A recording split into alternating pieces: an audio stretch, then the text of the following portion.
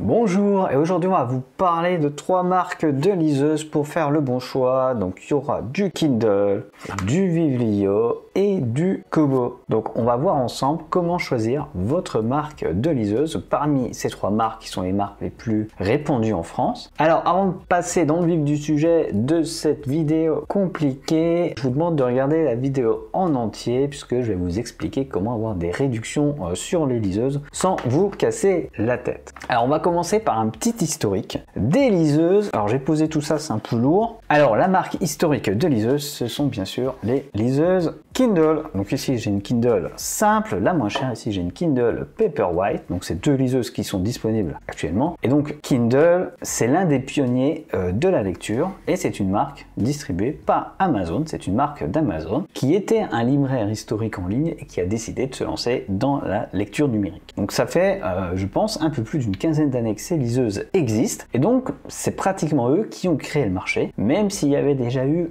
d'autres fabricants de liseuses avant. Il y a eu un fabricant français, il y a eu Sony également qui s'est lancé à peu près au même moment et qui ne propose plus de liseuses, mais du coup c'est un fabricant historique. On a la marque Kobo ici. Donc là vous avez une Kobo Libra, une Kobo Clara 2E. Kobo, c'est une marque qui s'est lancée au Canada et pour concurrencer directement Kindle et offrir une alternative aux géants américains. Et ensuite ils ont été rachetés par le groupe japonais qui s'appelle Rakuten, qui a également racheté en France pour les plus anciens le site Price Minister. Et ensuite on a la marque Viblio. Ici vous avez une Viblio Lite et une Viblio Inkpad 4. Et Viblio, c'est une marque française dont le siège est basé dans la ville de Lyon. Alors c'est une marque un peu particulière parce qu'elle ne fabrique pas directement les liseuses. En effet, ces liseuses sont fabriquées par une marque européenne qui s'appelle Pocketbook, mais qui ne distribue pas ces liseuses en France. Et donc Viblio utilise leur matériel, adapte tout en français, nous fait une belle librairie avec des livres français qu'on peut directement télécharger et acheter dans la liseuse et les distribue dans les boutiques françaises. Donc ça c'est pour l'histoire des marques et les philosophies un peu différentes. Donc vous voyez qu'il y a déjà quand même des différences, en tout cas au niveau de l'origine des liseuses. Et donc puisqu'il y a des différences, c'est le moment de nous intéresser à ces différences en effet. Et vous allez le voir, elles sont pas si nombreuses que ça. Alors tout d'abord au niveau des liseuses Kindle, la principale différence dans leurs produits, c'est qu'ils s'intègrent avec les services Kindle. Donc vous pouvez souscrire à l'abonnement Kindle pour avoir des livres en illimité pour environ 10 € par mois. Alors vous n'avez pas tout le catalogue Kindle, mais il y a quand même une belle sélection de livres. Et si vous êtes client Prime, si vous avez le programme Amazon Prime, par exemple pour avoir Prime Video ou la livraison de produits gratuite, vous avez également la possibilité sur une liseuse Kindle d'avoir accès à une bibliothèque de livres gratuits que vous pouvez emprunter chaque mois. Par exemple, il y a les livres Harry Potter. Ça, c'est quelque chose qu'on ne retrouve pas chez les autres fabricants de liseuses. Il faut quand même noter un point chez Amazon, c'est que leurs liseuses ne sont pas très chères. Elles font partie des moins chères du marché. Donc, c'est peut-être un point qui peut vous intéresser si vous n'avez pas beaucoup de budget. Et puis, il y a niveau matériel quelque chose de particulier, c'est qu'on a la liseuse Kindle Paperwhite qui a un format plus grand que le format 6 pouces, qui est pas très cher, et c'est un format 6,8 pouces qui est pas vraiment disponible chez la concurrence.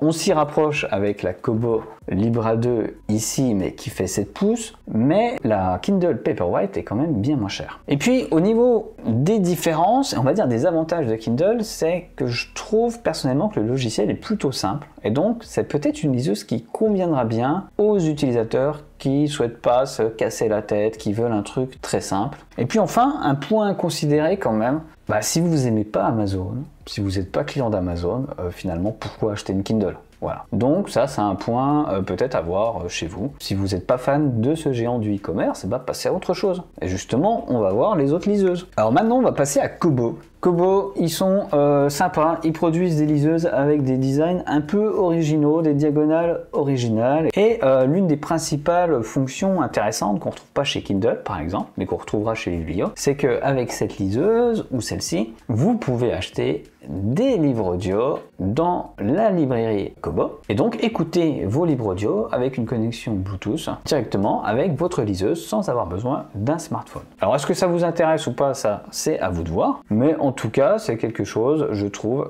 qui peut être intéressant. Autre point, on a cette liseuse avec un format un peu particulier. Il y a un format à peu près identique chez Kindle avec la Kindle Oasis, où on trouve les boutons sur le côté pour une bonne prise en main, mais la Kindle Oasis, elle coûte environ 250 €. Celle-ci est bien moins chère, on la trouve à moins de 200 €, la Kobo Libra 2. Donc ça, c'est intéressant. Au niveau du logiciel, on a quelque chose d'assez différent de chez Kindle et on a des possibilités intéressantes. Donc il y a une intégration avec le service Pocket. Alors si vous ne savez pas ce que c'est, je vous renvoie à un article ou consultez les vidéos de la chaîne pour retrouver ça. Mais en gros, c'est un service qui vous permet de sauvegarder des articles depuis votre ordinateur, des articles internet par exemple, des pages, et de les transférer sur votre liseuse Kobo. On a également tout un système de statistiques de lecture avec récompense dans le logiciel. Alors est-ce que c'est indispensable? Je ne pense pas. Mais si vous lisez beaucoup, ça peut être rigolo de voir vos habitudes de lecture, si vous lisez beaucoup, combien de temps vous avez lu dans la semaine, dans le mois, etc. On a quelque chose d'assez proche chez Kindle, mais pas tout à fait, et je trouve que c'est un petit plus des liseuses Kobo. On a également un choix intéressant de liseuses, en tout cas, je trouve un peu plus intéressant, en particulier à cause des formats, de la compatibilité avec les livres audio. Bon, ça c'est à vous de voir en fait, le design qui vous intéresse, les caractéristiques qui vous intéressent, les fonctionnalités. Moi je trouve que le choix est un peu plus équilibré chez Kobo que chez Kindle, où toutes les liseuses ont pratiquement le même style, le même design, et finalement elles sont pas très fun. Et enfin, au niveau des petits inconvénients de la gamme de liseuses Kobo, il y a la Kobo Nia qui est la liseuse la moins chère, mais qui est également la moins intéressante. Voilà, donc c'est une liseuse 6 pouces, mais je la trouve un peu lente, je trouve pas les fonctionnalités géniales. Et clairement, vous aurez une meilleure alternative pour le même prix chez Kindle avec la Kindle de base, et même chez Viblio en mettant un peu plus cher avec cette Vivio Lite qui est bien meilleure que la Kobo Nia. Donc le problème de Kobo, c'est un peu son entrée de gamme qui est pas géniale, mais dès qu'on met un petit peu d'argent, on a vraiment des bonnes liseuses. Et puis enfin, pour parler un peu des librairies qui sont intégrées dans les liseuses, chez Kindle, ça sera clairement là qu'on aura le meilleur choix. Alors c'est lié à la position historique de la marque qu'elle a depuis longtemps, au fait qu'ils accueillent assez chaleureusement les auteurs qui autopublient leurs livres, en particulier en français et en anglais, alors que chez Kobo, on ne retrouve pas autant de titres. Pour autant, ça ne veut pas dire qu'il y a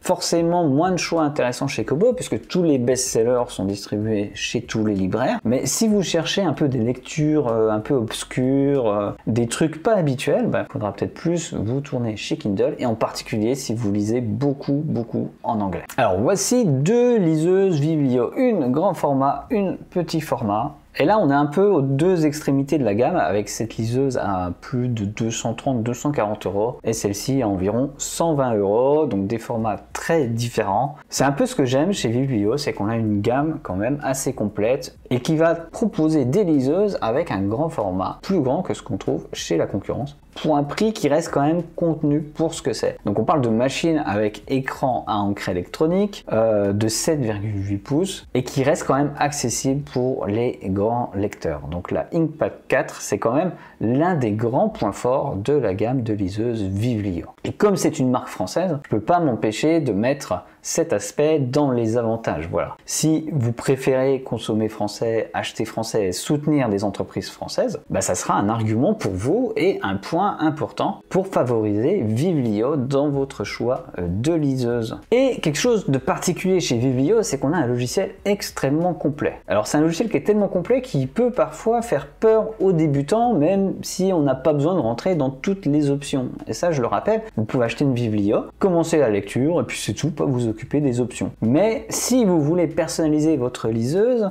c'est vraiment un excellent choix. Et en particulier en ce qui concerne la compatibilité dans les différents formats de fichiers e-book, puisque c'est parmi les liseuses les plus compatibles. Autre chose, quand on monte un peu en gamme chez Viblio, à partir de la Vivio Lite HD ou de la Inkpad 4, on a les fonctionnalités de lecture audio, mais on a également une fonction de synthèse vocale qui va transformer vos e-books classiques en livre numérique. Donc là, j'ai fait une vidéo sur la chaîne sur ce sujet. Donc ça peut être intéressant et c'est véritablement une fonctionnalité unique à Viblio. On ne la retrouve pas du tout ailleurs. Autre chose très intéressante pour les gens qui ont des cartes de bibliothèque dans leur ville, de bibliothèque municipale, renseignez-vous parce que les liseuses Viblio sont compatibles et vous pouvez emprunter des livres numériques auprès de votre bibliothèque, ce qui peut vous faire des économies importantes si vous lisez beaucoup. Donc renseignez-vous auprès de votre votre bibliothèque et Viblio pour voir si leurs liseuses sont compatibles avec le système de votre bibliothèque. Et puis maintenant, on ne peut pas s'empêcher de parler de quelques petits inconvénients chez Viblio. Alors le premier, c'est le prix. Elles sont légèrement plus chères, mais ça joue à quelques euros, parfois 10 € plus cher qu'un modèle équivalent chez la concurrence. Je pense pas que ce soit vraiment significatif. J'ai déjà parlé du logiciel qui peut paraître un peu compliqué, mais ça offre des fonctionnalités intéressantes, puisqu'il y a des petits jeux dessus. Si vous voulez jouer aux échecs, vous pouvez le faire sur une liseuse Viblio par exemple. Ce qui pourra peut-être plus gêner certains, c'est que dans la gamme de liseuses, il n'y a pas de liseuses très grand format avec stylet qui font bloc-notes numérique. Donc ça, vous retrouvez la Kindle Scribe chez Amazon et la Kobo Ellipsa 2E pour Kobo donc. Et donc chez Viblio, en tout cas, sous la marque Viblio, il n'y a pas ça. Mais comme Viblio a racheté l'autre marque française de liseuse Bookin, il propose toujours la Bookin Notea qui propose ça. Donc si vous cherchez un bloc-notes numérique français avec un écran à encre électronique, il faudra vous tourner vers la Bookin Notea. Et puis enfin, au niveau du logiciel, on a des statistiques de lecture qui sont moins avancées que chez la concurrence. Mais est-ce vraiment important?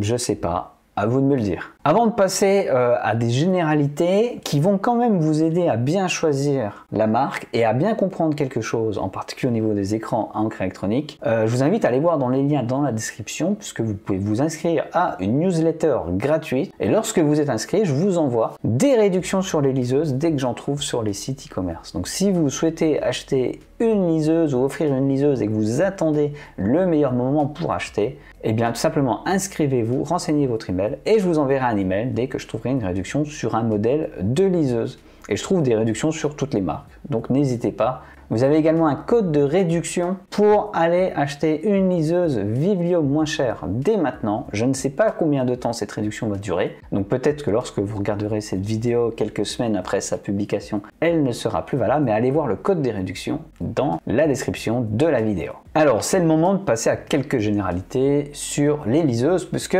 vous avez vu, je ne parle pas vraiment de la technique. Et il y a une raison à cela, c'est que tous les écrans à encre électronique, vous savez, qui sont bons pour les yeux, qui ne fatiguent pas les yeux lorsqu'on lit des e-books pendant de longues heures, et bien, tous ces écrans, ils sont fabriqués par la même entreprise, donc ils sont virtuellement les mêmes. Ce qui change par contre, c'est le logiciel qui va afficher les caractères des livres sur cet écran. C'est pour ça qu'il y a des différences d'affichage entre les liseuses. Il peut y avoir également un choix de police de caractères différent sur la liseuse, mais si vous cherchez bien sur le site liseuse.net ou dans les vidéos de cette chaîne, vous trouverez comment ajouter des polices de caractères sur toutes les liseuses.